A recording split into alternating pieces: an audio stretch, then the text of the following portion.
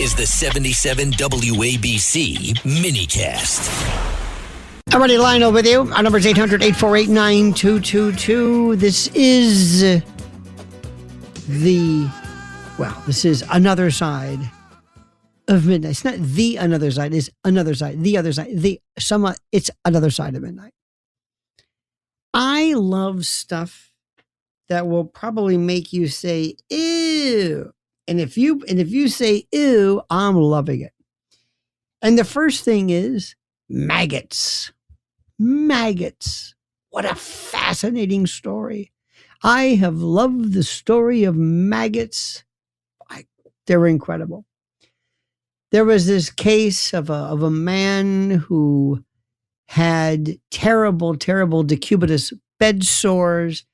He had this sore on his left heel, then on his buttocks, and the wounds became infected with this foul, smelly, awful, rancid, fetid, rotten, putrescent funk. I mean, this was this poor man.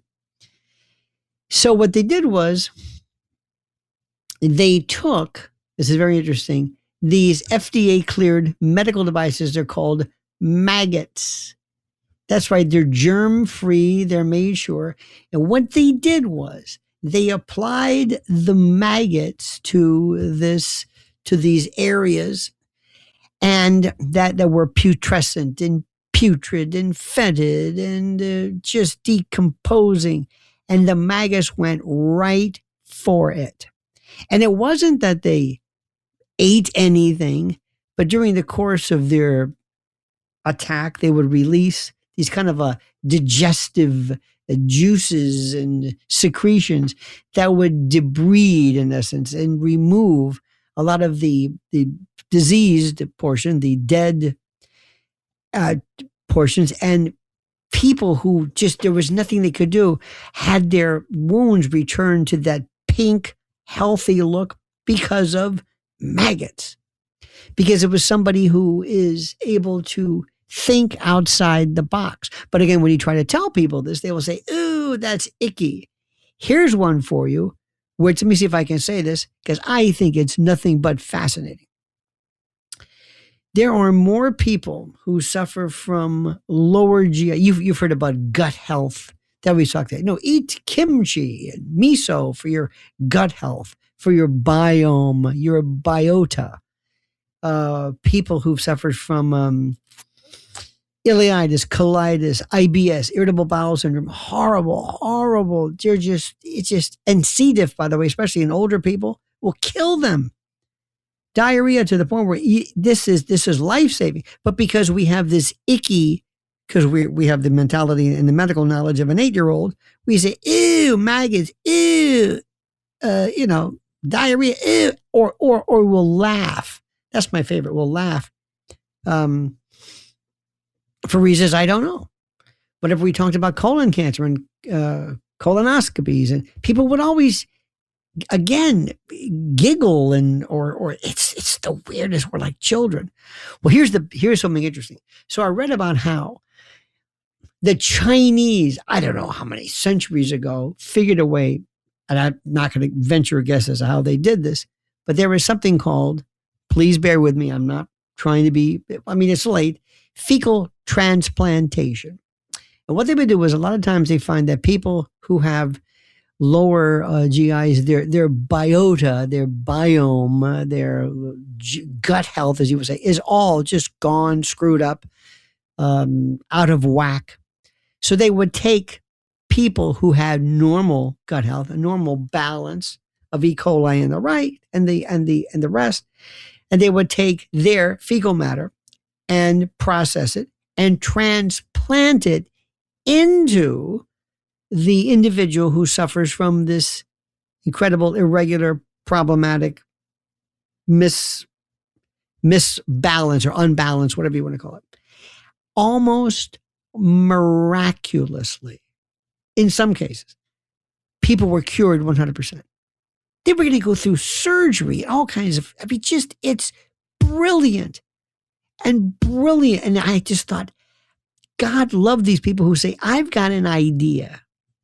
I've got an idea. Remember Ignaz Semmelweis? People always think it's Louis Pasteur, but Ignaz Semmelweis was the OBGYN who decided, let's wash our hands before delivering babies. At medical hospitals, which is redundant, I guess versus a veterinary hospital, when they would sometimes get done with their rounds, they would go to the morgue and do either autopsies and they never washed their hands. And then they would deliver babies. It's just, we laugh at that.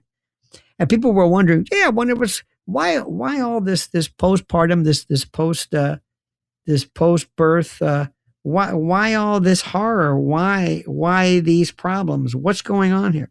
Well, lo and behold, somebody said, Semmelweis said, I think maybe if we wash our hands. And they looked at him like, what are you, nuts? Are you crazy? It's the most incredible thing in the world. It's just, so it's one of those things, one of the things that fascinates me about somebody who looks at how we do things and asks themselves, maybe let's find out more of the reason of what's happening. Let's look at what's happening with this one. But the maggot system I just found absolutely phenomenal.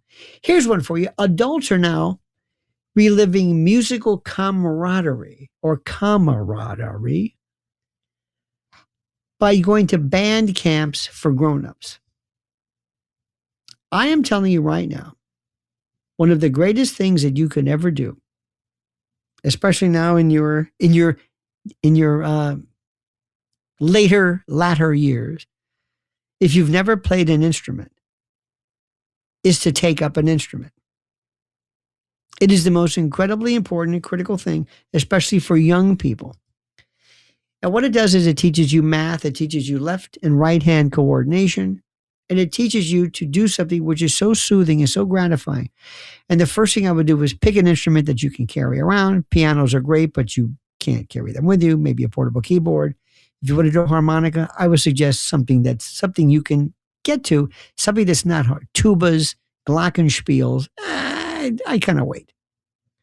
But lo and behold, when a child is taught to think left and right hand, to learn the math of what's going on, and you can learn everything you want on YouTube, everything. I don't care what it is. The instructions are there. So apparently what a lot of older people are doing, older folks, is they're going to these music camps. Also, when rockers look older, they get gray hair or they're bald or what have you, they don't look like the same rock monster that they did before. Like Larry Carlton. Larry Carlton is one of the best jazz and rock guitar players, studio. Lee Ritenour, a lot of people. And to look at them now, you would think, oh, they're grandpas. Yeah, maybe. But they can play now better than they've ever been able to play. Carlos Santana and others, because of their genius. So anyway, as you get older, please, I'm asking you, I'm telling you, I'm suggesting, in addition to all of your other working out and walking and all that stuff, learn an instrument. It is never too late. Trust me when I tell you that. Let's go to Sherry. Sherry in Illinois. You're on another side of midnight with Lionel. Hi, Lionel. I miss you so much, as do other my friend listeners that we talk on the phone, and they're all looking for different radio stations to listen to overnight. No, wait. But I'm on the weekends. I'm here. Listen here. Yes. Saturday, Sunday. Just well, not join on me WGN. here. You're only on our Friday night or early Saturday morning. Well, I think protest and anything short of violence, please explain away. No. We're not violent people. We're just. That was a joke. See, Sherry, that's called sarcastic. It was called. Yeah. And by the way, hello? Yes.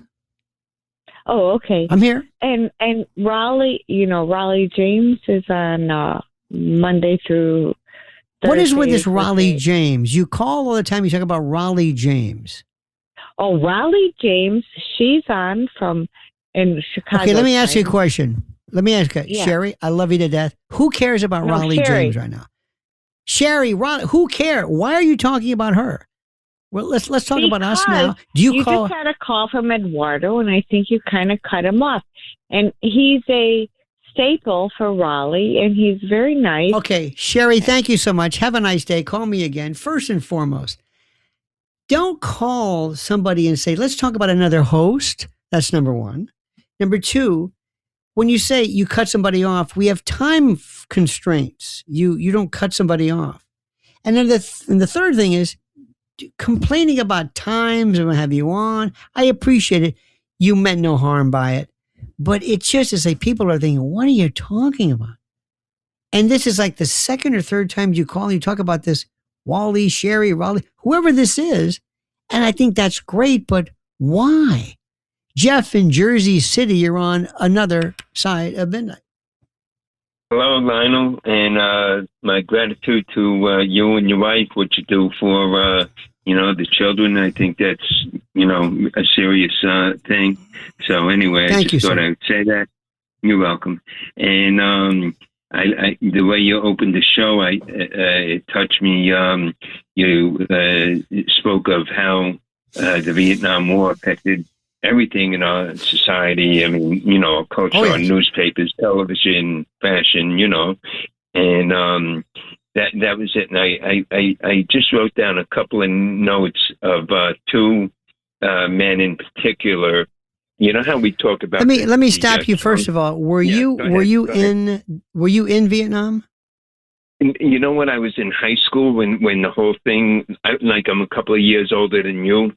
So when we were in high school, you did and not. You did. Wait. No, I did not. You did not, sir. No, I did not. It's funny because I'm looking. Hang on a second. Because I'm looking at my screen. It says I served in Vietnam. So there might have been some kind of a confusion. I didn't. That was not my intention. And you know what? It's not always easy. I tried talking to the screener and to explain myself. And before I knew it, I didn't hear him anymore. And so I no intent. I'm not going to misrepresent. 1971. No. But I signed up, and part of it was people were hysterical. Oh, we're going to be drafted. Well, you know what? It was like the number was if you were below 100 or something like that. Pretty good chance you were going to go. So I said, you know what? I'm going anyway. I supported the president. And when I graduated in 1970, I was 17 and I left high school in June. By September, I was in Paris Island, and wherever I was going to go, I was going to go. I didn't end up in Vietnam. I didn't know if I was going to go or not, Anyway, where did you end up? I ended up in Camp Lejeune in North Carolina, and little cruises here and there, different ports of ours, whether it be Norfolk. Why did you not go to Vietnam Why did you not go to Vietnam in 1970? Because Nixon promised to withdraw the troops. What he was concentrating on was air power, and he wanted to destroy the. And it's very interesting. You're a very lucky person. A Marine not going. By the way, Jeff, I'm going to put you on hold. I'm going to continue talking to you, but I must take a much needed and required interruption of short source. We're going to return to Jeff. Our number is 800-848-9222. This is Lionel with you on another side of midnight.